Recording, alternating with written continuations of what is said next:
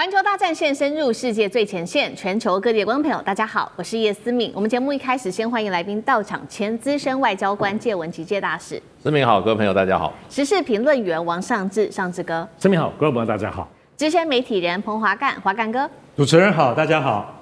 好，观众朋友，今天节目一开始，我们赶快来关心到中东，现在伊朗开枪，美军啊，你再敢进攻的话，我们就会酿成一种重大的灾害，会造成4000人死亡。另外，我们会看到各种的武器寄出来了，不管是核设施、美国的航母、伊朗的水雷，全部端上桌。美伊战争进入倒数了吗？今天一起来做关心3个火线话题。今天我们会请来宾来帮我们做解答。先来看到是美军他的这个伊朗说他已经取得美军他的钻地的炸弹的残骸，并且他可以针对这一种钻地炸弹来进行逆向工程，会成功吗？如果真的成功的话，美国未来还能够成功打击伊朗的核设施吗？第二件事情来看到是伊朗直接呛美军了，说你再对我们进行攻击的话，会对你们造成数千人伤亡的惨剧。另一方面，美国现在同步的正在撤侨跟部署飞弹的防御，中东进入开战倒数。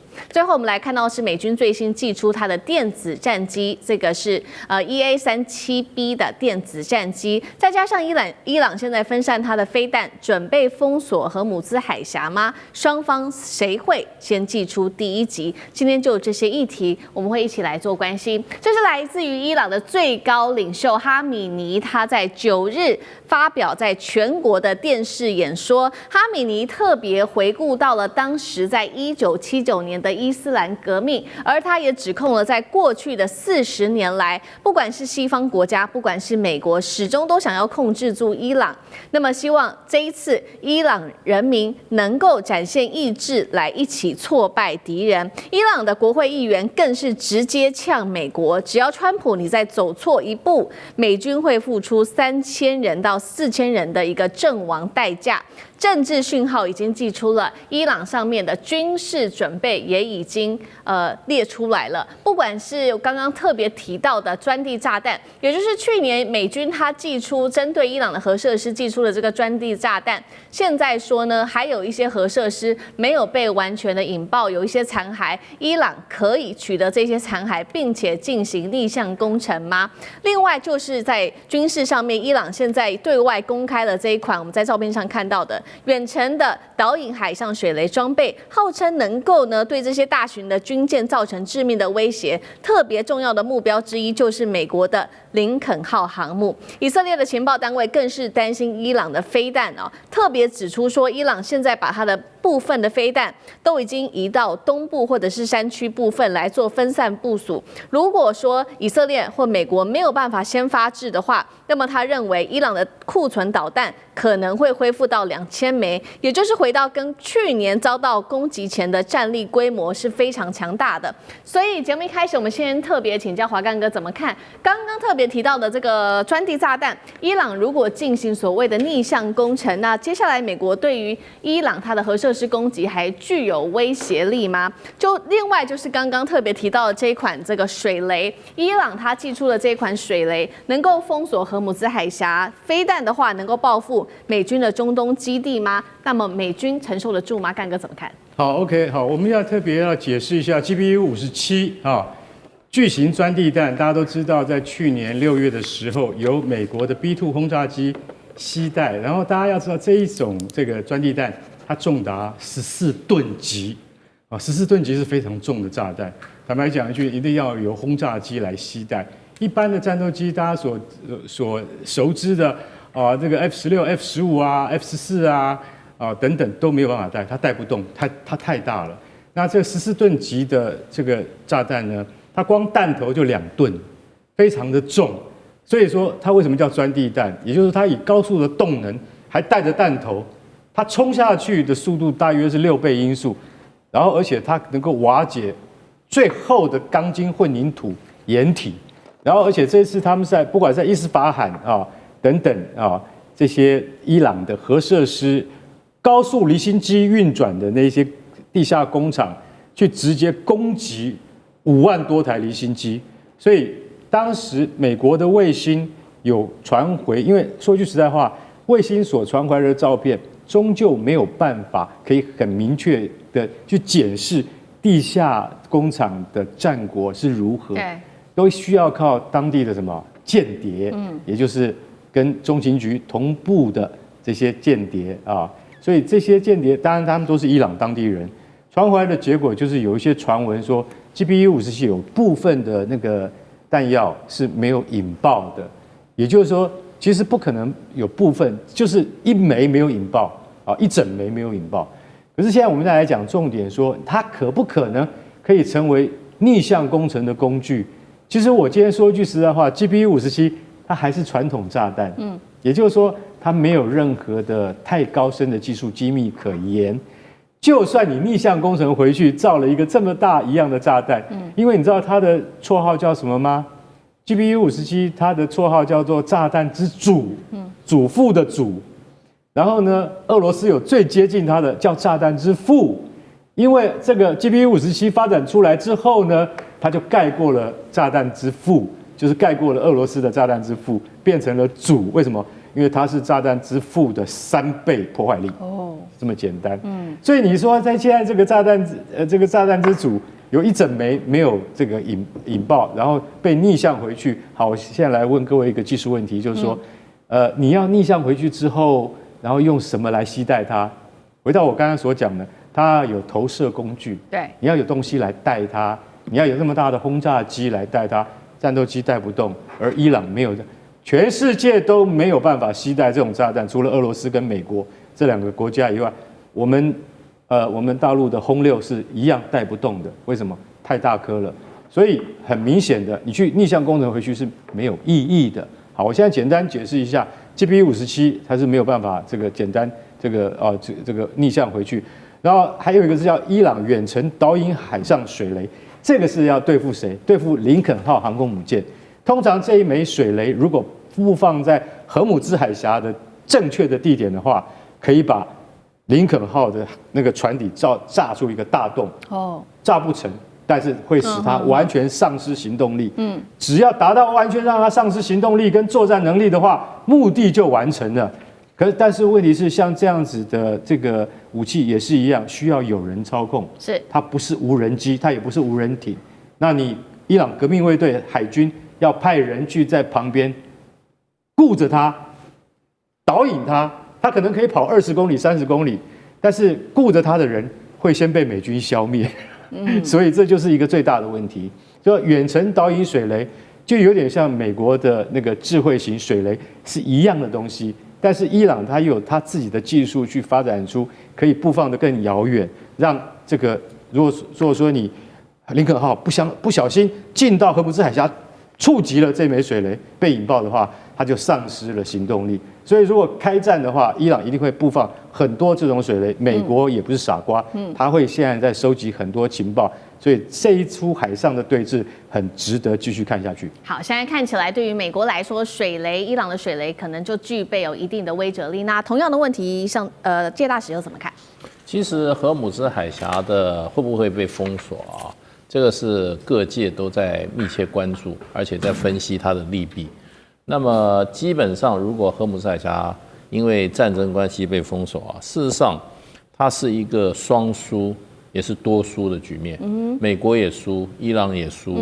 那接着呢，沙特、阿联酋、伊拉克、卡达尔、科威特这些石油透过这个荷姆兹海峡输出的国家也都输。对，那这里面可能输的最多是伊朗本身，因为伊朗本身80%的石油要靠荷姆兹海峡输出，还有中国大陆的石油40%从这里出。那这个多输甚至还包括全世界国家，为什么？因为这里每天通过的石油的量是全球的供应量的20%到30%，所以所有专家的估计就是说，荷姆兹海峡如果被封锁，这个国际的油价会在很短一段时间就骤升到150到200美元一桶，那是现在的几乎是2倍，所以这个是牵一发动全身的非常非常严重的事情。所以呢，因为伊朗本身也是输家，所以呢，这个会不会真正造成伊朗真正全面的这个封锁？这个是可能性是不太高。不过这种所谓中间做法，而不是全面性的做法，中间性做法或者说是战术性的做法，还是很可能发生。就是怎么样？就是骚扰，就是什么呢？就是没收1-2艘船，或者造成一些军事的紧张，可是不是全面封锁跟全面开打，这样一样会造成一些军事上或政治上效果，因为它会立刻造成怎么样？这个荷尔姆斯海峡的这个海运的这个保险费会立刻提高，这个提高以后，我就说就多输了。沙特、阿联酋、伊拉克、卡达、科威特就会出来施压了，他们就会真正的，包括中国大陆，就会真正的会插手这件事情。那插手是什么呢？就是斡旋，就是出来调解。那现在美国事实上对于这个伊朗，我认为在做的任何的措施，基本上是政治目标。目前高过于军事目标，军事是一个达成政治目标的手段。那政治目标是什么呢？有2个，一个就是再度造成伊朗内部的动乱，让这个反对者能够再上街头。第2个呢，就是伊朗的经济崩溃，因为这种长期的军事压力会造成2个效果。第一个，外资不太敢进去了；第2个，伊朗本国的有钱人的钱可能要往外跑。那这个对经济上来讲，已经饱受通货膨胀。这个还有货币贬值的伊朗来讲是雪上加霜，所以我认为美国基本上这个压力不会短期取消，而且还在增加。那会不会真正动武呢？那一定是美国要确保它的损失是在最少的情况下，它才会动武。那么这种就是远程精准打击。那所以远程精准打击的话，什么时候要用？可能是美国觉得政治目的没有办法达成，那就丢几颗炸弹就走人了。好，所以这一场战争看起来会打一个比较长久、一个持久的一个焦灼战。那美国目的让伊朗内部政治上面动荡，那也要压垮伊朗内部的经济。那在军事上面，同样我们刚刚讲了很多是伊朗它祭出了哪一些武器嘛？我们来看看那美军呢？美军在最新或者是欧洲国家又有哪些军事的武器来协助以色列？我们来看到美军最新也出现了它的这个 EA-37B 的战略电子战机现身在德国基地，被解读是要大规模瘫痪式作战，所以针对这个作战来预做部署。那美军在中东的20处的基地也完成了它的飞弹防御部署，包括了这个爱国者跟萨德系统。英国则是持续的向中东地区增派空中力量，包括了 F-35跟它的2架空中加油机。五角大厦1英里内的这些披萨店订单暴增250%，现在看起来战事一触即发。美国已经呼吁他的公民赶快撤离伊朗了。接下来他出动他的电子战机的话，目标到底是核设施还是要瘫痪整个伊朗的作战体系？像这个又怎么看？在这次伊朗那边出现了美国的 EA-37B 的这个电子战机，然后这个电子战机其实之所以受瞩目，而且认为指标性，主要是因为先前委内瑞拉在当时攻打的时候，为什么全部都失效？大家就怀疑有可能是这个 EA-37B。它的这个电子战机当中发挥了它的最高作用，瘫痪了所有的指挥包括雷达等各方面的系统当然美国没有证实，所以这次出来的时候看起来又是可能这个拿出这个厉害的武器。要知道 EA-37B 它其实在美国现在空军当中是非常非常先进的，2023年交第一架，2024年第2架。它呢算是美国现在在整个建军状况也比较特殊的。怎么说呢？因为美国过去所有的他们最新的东西都自己重做，但是呢，这种电子战机它是改装的，它是把现在全世界有钱人坐的私人飞机的湾流 G550的商务机来改，里面再放入了所有这些电子设备。那它具备了整个可以说最新长程全频段的，所以里面究竟有些什么样的厉害的机器，其实外界都没有办法完全掌握，只知道说一旦它真正的发挥作用的时候，它的电磁干扰能力是可以把所有的指挥、通信，包括网络、包括雷达全部瘫痪。所以这次如果在出来的时候，是不是真的要对伊朗下狠手呢？伊朗的防空系统有没有可能因为这个电子战机最后全部都是空空荡荡，最后美军如入无人之境呢？当然，我们觉得现在看到很招出来了。但我们相信，其实美国在过去不要说跟全世界，过去跟伊朗已经有非常多往来在军事方面的经验。可是我们最后总结来看，美军最后要达到什么目的？究竟是威吓你，瞄准你的核设施，乃至甚至把你的国家领导人部分都干掉，还是取决于他们最后的情报战。对于伊朗本身的情报战，因为有以色列包括美国自己的掌握，但是即使有一个最深远的目标，比如说就把他们整个家族都给扫荡完，把你核设施都破坏完，比如说这最极端的哈。但是在关键时刻之后，人家躲起来还是要修正。